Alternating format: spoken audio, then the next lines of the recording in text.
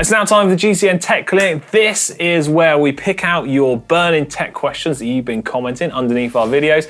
Well, and then we just try and answer them as best as we can. Yeah, so using the hashtag #AskGCNTech. Without further ado, Ollie, hit us up. First question this week comes from Mihailo Mitrovic, who says, hey guys, I have the ultimate paranoid question for you. I keep my bike on display in my bedroom when I'm not riding, and I try to follow the Bike Vault rulebook for how a bike is set up on the stand to make the most of its beauty.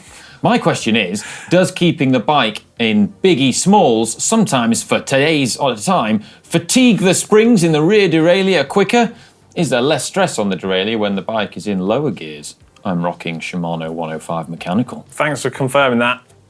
Technically, yes, with your bike in the large chainring, it's putting more tension on the spring of the rear mech. But I'm going to say it's going to make minimal difference to it at all. There was something else that some bike mechanics from a pro team told me, and this is going back like over 10 years ago, that they were experiencing a problem where the mech hangers of their bikes were bending when they were left in biggie bigs. Wow! So they would load. They had a bike brand which I will not name that had very soft mech hangers. Made of mature cheddar on this particular bike, and when they left them in biggie bigs in the team truck, it dragged the mech hanger across. And unbelievable. Yeah. Well, hopefully, if you haven't got one of those bikes, so I think biggie smalls is optimum. Do biggie smalls. Yeah. Anyway. Right. Next question in is from Imhotep 101. Imhotep 101. Sorry. What's your opinion on road bike tyres on cyclocross bikes? I'm considering putting some on my Cube Cross Race Pro 22 because I currently can't ride my road bike as it's got a cracked frame. However, some naysayers online say it might be bad for the frame and fork because of the higher tyre pressures and the bumps in the road. Is there any truth to this? I was expecting cyclocross frames to be more stable than road bike frames because they're made for bumpy surfaces. Thanks for the good work. Keep it up. Right. Who are these naysayers? Because they are idiots. Right. Cyclocross frames are more robust than road frames. They're more beefed up. They're stronger. They're designed to take bigger impacts, more punishment. They're usually heavier frames than road frames. No, that's absolute rubbish. Put your road tyres in and ride it. It'll just be slightly different geometry, not optimised for the road, and it'll be a bit heavier and not as aero, but yeah, fine. No stress, perfectly safe. Next question is from H. Mar. They say, I recently had a small puncture in my tubeless tyre. I love tubeless tyres. My first one ever, it was a small nick which sealed very quickly. So quickly, in fact, I didn't lose any pressure and there was no telltale sealant spray pattern on my frame or my wheel, as you so often see. Should I top up the sealant before? Is it safe to do so? I topped it up 3 weeks before. I don't think you need to top up the sealant. If there's no noticeable amount that's been squirted out of the tyre, you don't need to worry about it. Yeah. Easy. Sounds good. Next is from Honest the Physiologist. Why can't we say people's names? Honest Physiologist.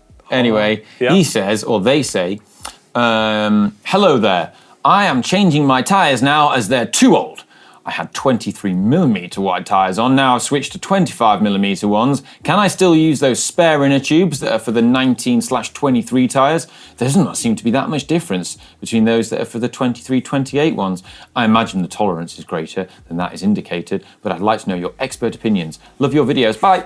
Well, my expert opinion, use your original inner tubes, no worries whatsoever with that. Yeah. They're going to expand, no stress. Keep it simple, save your pennies for future upgrades. Yeah, it'd be a different case if you were trying to put them in a big mountain bike tyre, like 45mm or something, but yeah. We don't do mountain bikes on this channel. What the heck? Ninks and Roses says, hi GCN, I'm currently riding the 2022 Canyon Endurace CF SL8 size double extra small. As it's using 650B wheels, they're the smaller ones, it's super hard to find 650B 30mm tyres and inner tubes. Is there any way for it to fit a 700C wheel or any recommendation on wheels or tyres? I don't think there is. The geometry is designed specifically for that wheel set. I mean, if you're riding a gravel bike, there's a very slight chance you might have a bit of extra clearance, but on a road bike, you haven't got that luxury. Yeah, this is one of the big shames and disadvantages of going to 650B. While there are a lot of advantages from a bike fit perspective and for smaller riders, the problem is tyre availability and inner tube availability. Often you can't even get latex inner tubes. Yeah, certainly not from a road perspective. 650B is great gravel bike if you really want to get some big chunky boy tyres on. But unfortunately, I don't have a really good, helpful solution for that. Okay, next question. Next question is from RH6078. Catchy username. I've got a question regarding brake upgrades. I bought a rim brake bike a few years ago with a mixture of 105 and stock parts. Currently, it has Tektro R315 brakes. Is it worth upgrading the brakes to current 105? I think it is. Oh, we both agree. God, snap. Yeah, I'd agree. I think the sort of last generations of Shimano rim brake development, which is what we've had now, it's all the top end group sets are all just disc only. Yeah. They really have improved things a lot. Like with the dual pivot designs and stuff, you just feel like you get more power and through the caliper than you do with less expensive, cheap calipers and much older calipers. I think I completely agree with you. Also, I think a lot of the advantage will come just from having a fresh set of brake pads in there. Yeah. Yeah. Cool. Next question is from KLU450, who says, to your knowledge, has anyone ever tried to put sealant in an inner tube? Gone would be patches. Do you think it could work? Many thanks and keep on answering. Yeah, I have tried that actually. I've done it and it does seal some holes, but it's not as effective at sealing every hole as tubeless, dedicated setup is. The other thing is that teams have actually been doing this for quite a while. Okay. So in races like Paris-Roubaix, where there's a much higher risk of punctures, in tubular tyres, for a long time the mechanics were injecting sealant in there. Into the tubulars. Actually, there's quite a few products on the market now specifically designed to go into inner tubes, so I think you'll find you've got lots of options. Right, next question is from Nathaniel May. It's from Alex. Alex. Oh, it's you. How did I miss someone with a fantastic name like that? They say I'm a heavier rider, 100 kilograms or so, and sometimes I find my disc brakes slightly less powerful than I would like. Can I fit larger rotors to a road bike, or is there anything else I can do, like using brake pads with integrated cooling fins? I think you feel like you've sort of already answered your own question ever so slightly. Yes, you can move to a larger rotor size, 160 even to 180 is capable on some road bikes. Yeah, and you can actually get some aftermarket adapters to make some bikes fit 180s as well. So ordinarily, most Shimano bikes at least will fit 140s and 160s. Yeah. But they can fit 180s in some cases. Not all, but in some cases you can fit 180s if you get aftermarket adapters. And in terms of using brake pads with cooling fins, that is going to help you out if your problem occurs when the brake is overheating. Having the cooling fins isn't going to help with the initial bite of the brake pad. The initial bite and the friction that's generated is down to the compound of the brake pad. And I think you'll find organic brake pads, so the slightly softer material, have a better bite than the metal or sintered ones, which don't have quite the same bite, but last a little bit longer. Yeah. Okay. Cool. Next question is from Nathaniel May, who says, hi, Ollie and Alex. I have a Canyon Ultimate with Hunt 50mm deep carbon wheels on my summer bike and a basic Specialized Alley as my winter bike. The Specialized is massively more sluggish than the Canyon, which I find frustrating. I've got some GP 5000 tyres and latex inner tubes on the way to help it, but wondered what else would be worth replacing to make it feel faster, more for a limited budget to get the best bang for my buck. What do you reckon? Well, I think it's tricky trying to compare your summer bike to your winter bike. I think the most important thing that I would look at is trying to get your body position exactly the same. Because I feel like when you transfer your position from one bike to another, quite often you end up not mimicking it as good as you possibly could have done. So therefore, I think a lot of your advantage can come from getting your body position and making yourself more aerodynamic, especially if you've already tried tyres and inner tubes, which are normally our go-to first upgrade to get some speed. I'd maybe experiment going with some narrower aluminium bars as well. Again, not super expensive, get you way more aero on the bike.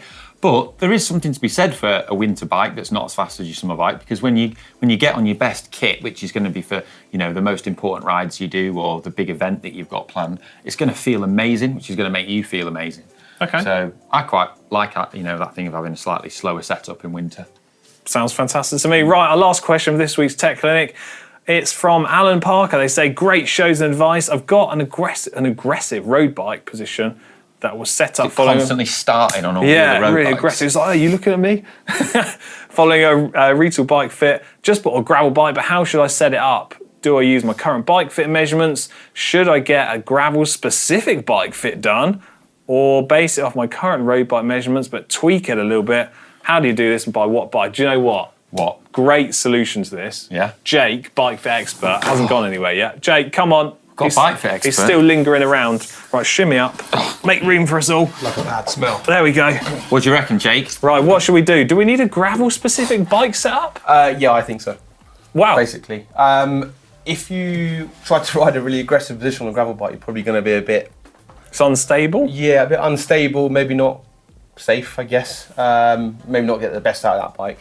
Feel like you're a bit limited in where you can ride, what you can ride, and how you can get the best out of that bike. My advice would be contact your bike fitter, go back to see them. They might want to check a few things over. I know I definitely would, just to make sure the body's still in the same place. And then set the bike up accordingly to the goals that you want to achieve on that bike. Yeah, I think the other thing is that's quite difficult about gravel bike setup is the terrain in gravel events can vary so much. Absolutely. So sometimes it's like nice flat gravel, like in Utah or wherever they do these things.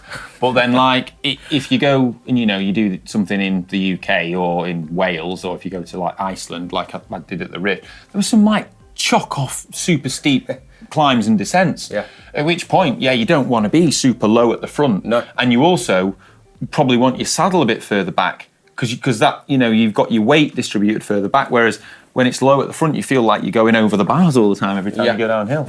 Generally find the saddle height can be a little bit lower as well. Okay, More power engagement, a little bit more, Would you do shorter cranks? Yeah, I'm a fan of shorter cranks anyway in general. So yeah, I'd probably go a little bit shorter cranks. Okay, well, some good feedback there. Thanks, Jake. Cool. That's the last question for this week's GCNTech Clinic. I hope we've answered your questions. If we haven't, don't get angry. Just keep commenting them in the comment section below. What are we going to have Jake on hand for all bike fit questions? Right, we'll try and get a few. You can just wait in the corner for every time, yeah? Every day. Fantastic. Right, see you next week.